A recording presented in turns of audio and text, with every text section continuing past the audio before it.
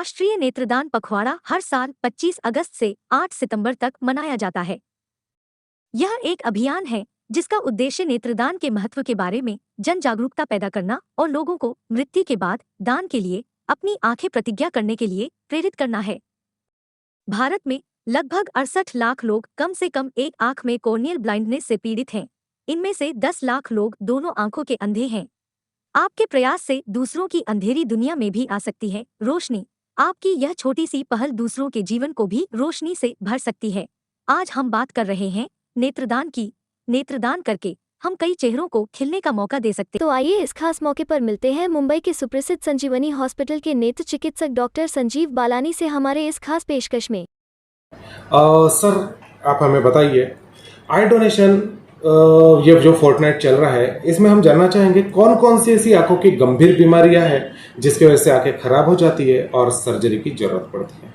हमारे इंडिया में और बल्कि पूरे विश्व में जो WHO का डेटा है उसके हिसाब से जो आंखों की नज़र जाने वाली जो बीमारियां हैं, most common causes of blindness जिसको हम बोलते हैं, उसमें जो टॉप 4 है उसमें कैटरैक्ट है, ग्लोकोमा है, एज रिलेटेड मैक्यूलर डिजेनरेशन है और blindness due to corneal blindness जिसको हम बोलते हैं।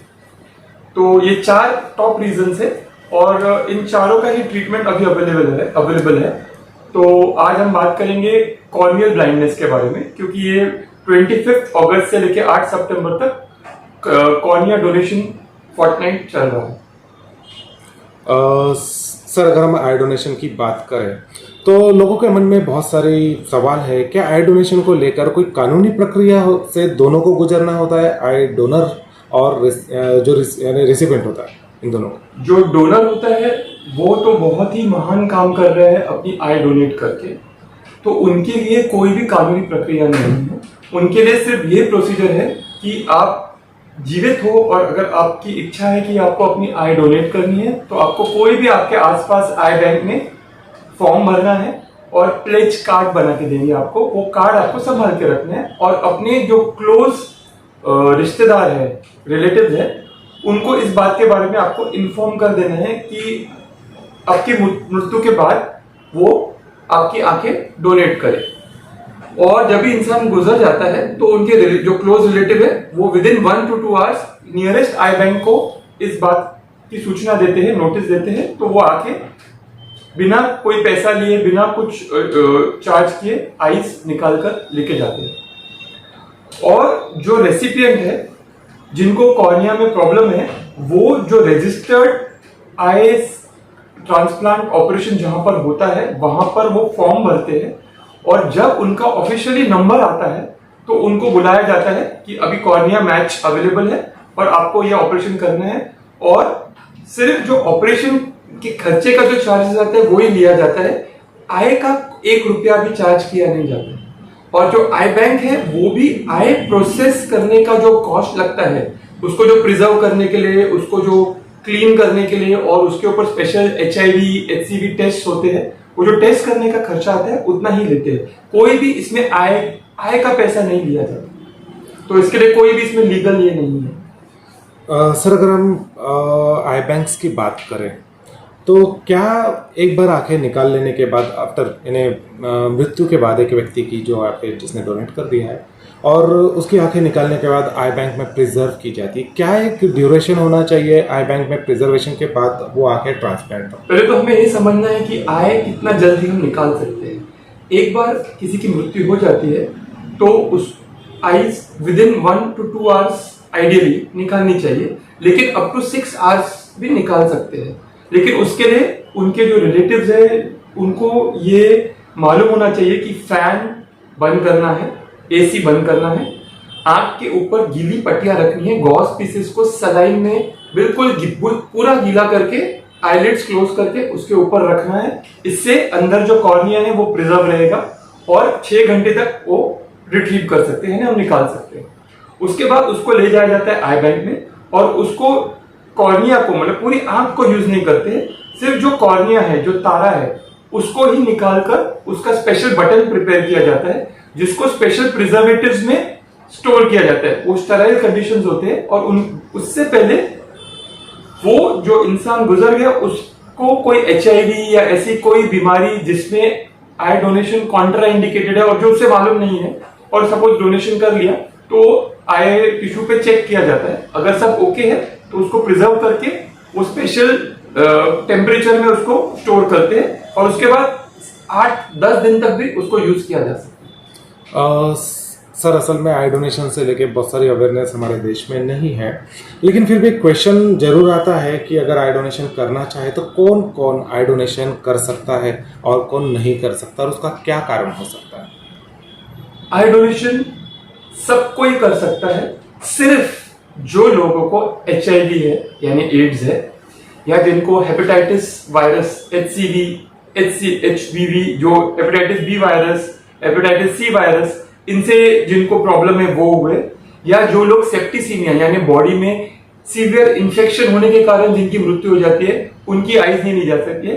तो ऐसे कुछ बीमारियां हैं जो आई बैंक अपने आप स्क्रीन करते हैं और उनकी आईज नहीं लेते। बाकी diabetics, hypertensive, heart attack, accident, normal old age के कारण मरने वाले लोग और इवन जिनकी आंखों पे ऑपरेशन हो चुका है कैटरेक्ट का यानी मोतीबिंदु का या दूसरा कोई ग्लोकोमा का, उनके भी कॉर्नियास यूज किए जाते हैं। तो जिसमें से सिर्फ बीमारी फैलने का डर है वो कॉर्नियास रिजेक्ट होते हैं, बाकी सब कॉर्नियास यूज कर सकते हैं। जैसे कि पिछले 1.5 साल से हमारा देश कोरोना से गुजरा है, तो कोविड-19 संक्रमण से ग्रसित व्यक्ति क्या आई डोनेशन कर सकता है?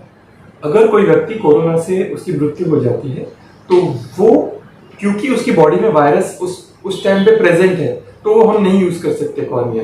पर किसी को कोरोना हो गया और वो ठीक हो गया और फिर काफी टाइम बाद वो नॉर्मल डेथ मरता है, तो ऐसे व्यक्ति के शरीर में कोरोना वायरस नहीं है, ऐसे व्यक्ति की आंखें और कॉर्निया हम यूज कर सकते हैं। और जो आईज निकालते हैं और लेबोरेटरी में जब आई बैंक में उसकी टेस्टिंग होती है, अगर उसमें कोई बीमारी है या अगर कोई उसमें ऐसा फॉल्ट मिलता है कि हम वो टिश्यू यूज नहीं कर सकते कॉर्निया टिश्यू, तो उसको रिसर्च में यूज होता है।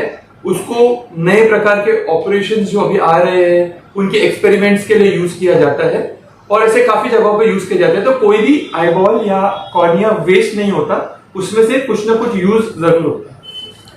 सर अगर हम हमारे देश की बात करें तो कई तरह की भ्रांतियाँ, कई तरह के मिथ्स हमारे देश में है या फिर हमारे धर्मों में है नेत्रदान संबंध में या अवयवदान संबंध में, कि हम अगर इस जन्म में अगर हम नेत्रदान करते हैं या कोई अवयव दान करते हैं तो अगले जन्म में हमें वो चीज़ से वंचित रहना पड़ेगा या हमें स्वर्ग में जगह नहीं मिलेगी किसी और धर्म। तो सभी धर्मों में एक अलग अलग मिथ्स है, ऐसे लोगों को आप क्या कहना चाहेंगे? मैं बस इतना ही कहना चाहूंगा, अभी हम 21st सेंचुरी में हैं, हमारे यान मून पर जा रहे हैं, मार्स पर जा रहे हैं, और अगर हम इन सब बातों पर विश्वास करेंगे तो मैं किसी धर्म के खिलाफ नहीं हूं, पर ये गलत बात है। अगर हम सब ऐसे सोचेंगे और इतनी नैरो माइंडेडनेस रखेंगे, अपनी प्रवृत्ति इतनी नैरो रखेंगे, तो फिर तो हम किसी की मदद नहीं कर सकेंगे। और आप एक इंसान अपनी आंखें दान करते हैं, वो 2 आंखों से वो 2 लोगों को रोशनी देता है, तो उसका इसी जन्म में पुनर्जन्म हो गया, उसकी इसी जन्म में इतना अच्छा पुण्य हो गया, तो क्या स्वर्ग और क्या पुनर्जन्म, ये तो बहुत दूर की बात है।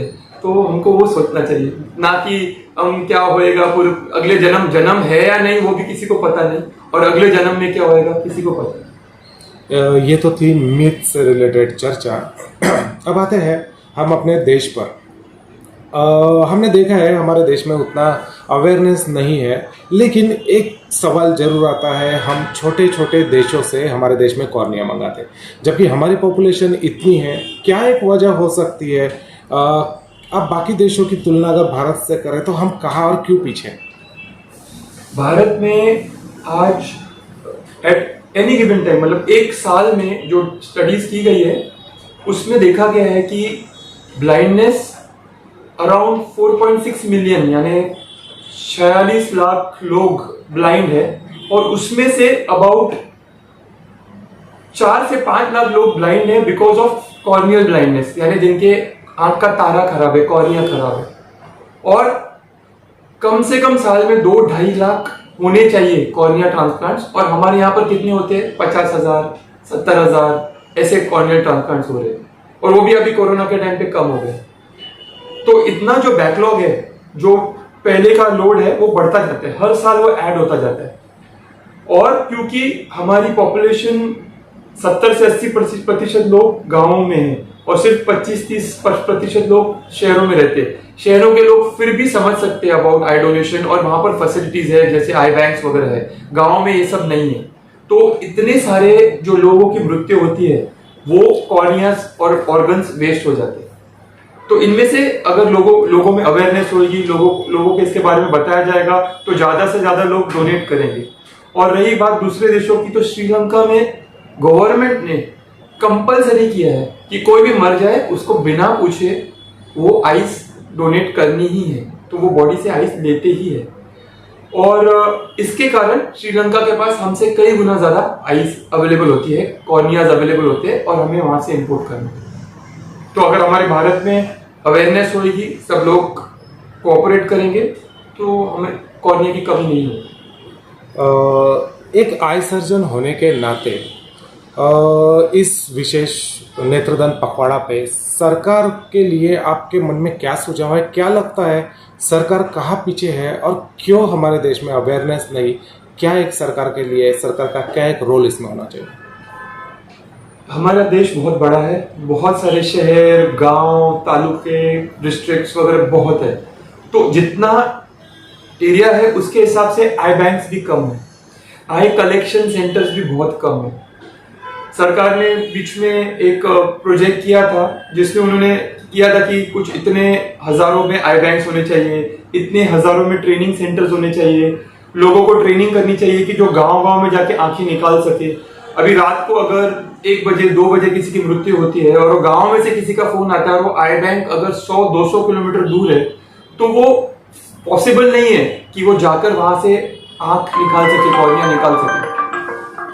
ऐसे केसेस में अगर हमारी सरकार प्रॉपर ट्रेनिंग सेंटर शुरू करे, सब डॉक्टर्स को और इवन गांव लेवल पे जो वर्कर्स है, जो हेल्थ वर्कर्स है, उनको इन्वॉल्व करे, उनको ट्रेन करे, और ये जो आई बैंकिंग सिस्टम है उसको और स्ट्रॉन्ग करे और दूर दूर तक पहुंचाए, तो हमारी समस्या आराम से हल हो सकती है।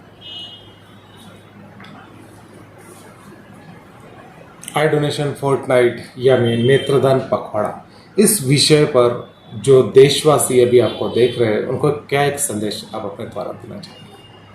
मैं यही कहना चाहूंगा कि आपने अपनी आंखें जिंदगी भर यूज की, उनसे इस सुंदर दुनिया को देखा, उनका लाभ उठाया, आपने सब कुछ किया, पर जब हमारी मृत्यु हो रही है, हमारा ये शरीर किसी के कुछ काम का नहीं है, पर इसमें से अगर हम अपने ऑर्गन्स जैसे कि अपनी आंखें दे जाए और किसी 2 लोगों का फायदा हो जाए, तो इससे अच्छा काम और क्या हो सकता है। बस मैं इतना कहके ये कहना चाहूंगा कि we should all pledge our eyes for donation and pledge towards.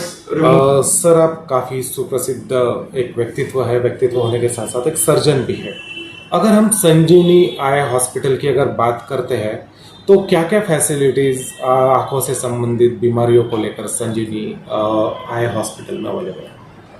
हमारे संजीवनी हॉस्पिटल में यहाँ पर हम सभी प्रकार के आई के ऑपरेशन, यानी जैसे कैटरेक्ट हो गया, लेजर्स हो गए, रेटिना सर्जरीज हो गई, ग्लोकोमा सर्जरीज हो गई, रिफ्रैक्टिव सर्जरी यानी लेसिक सर्जरी, और छोटे बच्चों के आंखों की तपास से लेके स्क्विंट करेक्शन यानी जो आंखें टेढ़ी होती हैं उनको सीधा करना, और यानी कि आंखों से संबंधित सभी प्रकार के ऑपरेशंस हम और हमारी टीम मिलकर करते हैं, और ये हम पिछले 25 साल से कर रहे हैं। और इसलिए हमारा हमेशा यही कोशिश रही है कि जो लेटेस्ट इसमें टेक्नोलॉजी है उसे ले आए और उसे कम से कम पैसों में कॉमन लोगों तक। हमारे नंबर और वेबसाइट के डिटेल्स नीचे दिए गए हैं, तो वहाँ से आप देखकर हमें संपर्क या कांटेक्ट कर सकते हैं।